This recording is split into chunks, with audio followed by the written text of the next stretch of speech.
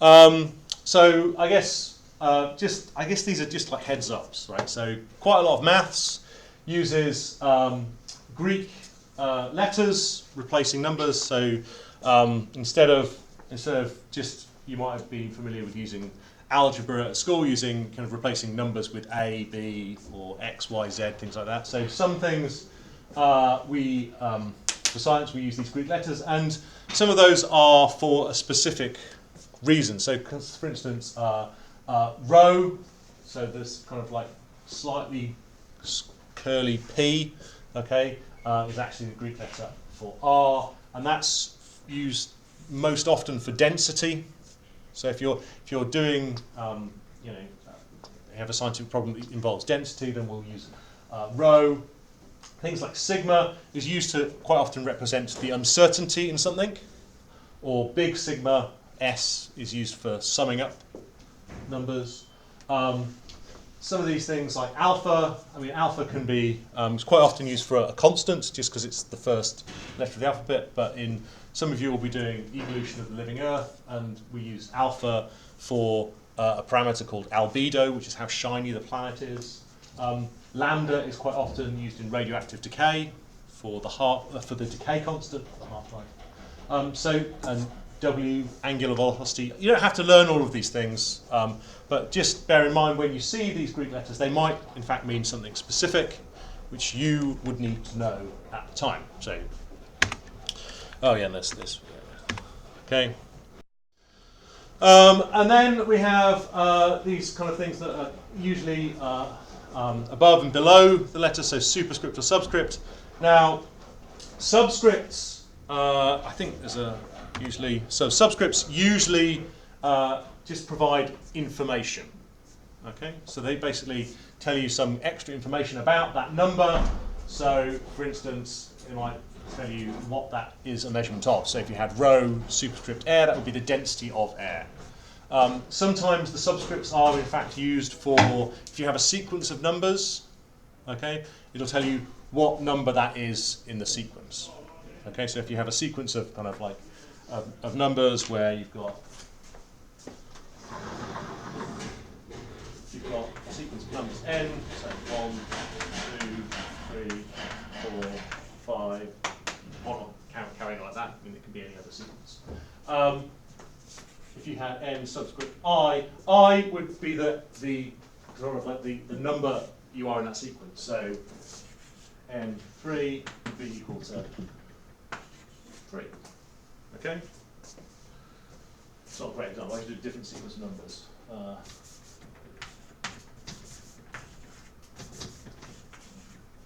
This goes, n3 would be 4. Okay, so sometimes this guy at the bottom can provide, it's providing extra information about the number. Now the guy at the top, okay, so where these are relevant, we'll point them out. So this guy at the top, the superscript, that has quite often a specific mathematical meaning, and it's usually what we refer to the exponent, and it is used for when you are timesing this number by itself. Okay, and that number at the top is the number of times you are timesing it by itself. So if that was 2, it would just be x times x.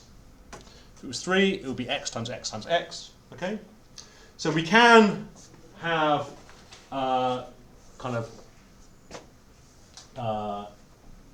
non-positive integers up there as well. So that number doesn't have to be kind of 1, 2, 3, 4, 5. It could be -1/2. Okay, it could be an irrational number like e or I, which I guess probably won't cover in this course. So it's not the result isn't always as simple as just timesing that number by itself, and we'll go on to explain that in a little bit more now. Okay, so it's sometimes called raise x to the power of a. So that could be x raised to the power of 2, which just means timesing it by itself that number of times. Okay, sometimes called squared or cubed. We don't really use quadded. Okay, so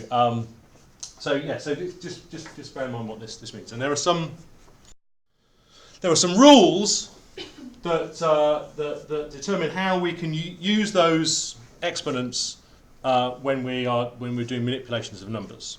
Okay, so these are in a red box. So these they're important. So learn this shit, right?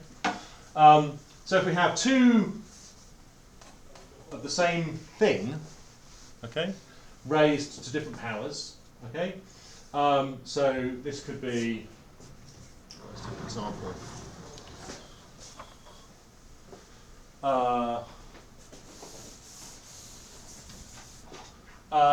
If we had x to the power of 4, okay, when you have two numbers next to each other, that just means times. Okay, so we could just x to the power 4 times x to the power 5. Okay, so that would be the same as writing x, that's an x, to the power of 4 plus 5, which is x to the power of 9. Okay, and you can quite easily see how that comes about, because if x to the power of 4, if that is just x times, it's just 4 x's times together, and this is just, I should have done smaller numbers. It's just 5 x's times together. Yeah. If we just times these two things together, that is 9 x's times together. Okay. Super simple stuff. Okay. That is rule number 1. So with rule number 2, it's basically the same thing. So if we've got two things added together, if we've got two things, if timesing is you add the exponents together, dividing, you divide one by the other. Okay, and we can go through a nice simple example of that. So if this was x to the power 4 divided by x to the power 5, okay, that's the same as doing x to 4 minus 5. Okay, so 4 minus 5 is minus 1. Yeah, so that is equal to x to the power of minus 1. Okay, so now we're timesing x by itself minus 1 times. Okay, strange statement to make. But all this means is if you have a minus in front of it, all that means is that you've got 1 over x to the power of whatever that is. So that's 1 over x to the power of 1. X times itself 1 times is just x.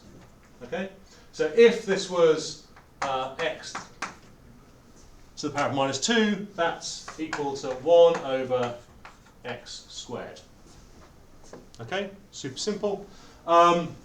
So just again the same explanation of this here. This could be written out by x times x times x times x divided by x times x times x times x times x. I should have done small numbers. But in this case, you can see it. So x divided by x, that cancels out, that cancels out, that cancels out, that cancels out.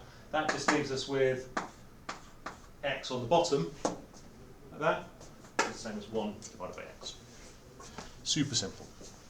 Okay, and then the third rule is if you've got kind of an exponent and then you raise the whole thing again, okay, then you just times the two things together up there.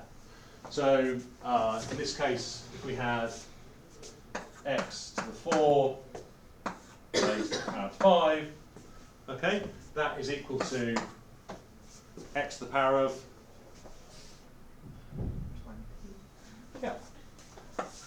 x to the power of 20, which I'm not going to write out because that's just retarded. Okay, so it's big, doesn't it? There you go. Transferable skills for you. Okay, so these are kind of just some extra rules. So if you end up with x to the power of 0, okay, that's equal to 1. It's not so obvious why that is, but it is true. So if you times something by itself no times, that's just the same as 1. Okay. And if you times x by itself once, if you raise x to the power of 1, it's basically just x You've got 1x times by nothing else. Okay. So remember those rules, and most importantly, those rules up there. Okay, so here's some little rule examples for you to kind of see if you can kind of like work your way through, and hopefully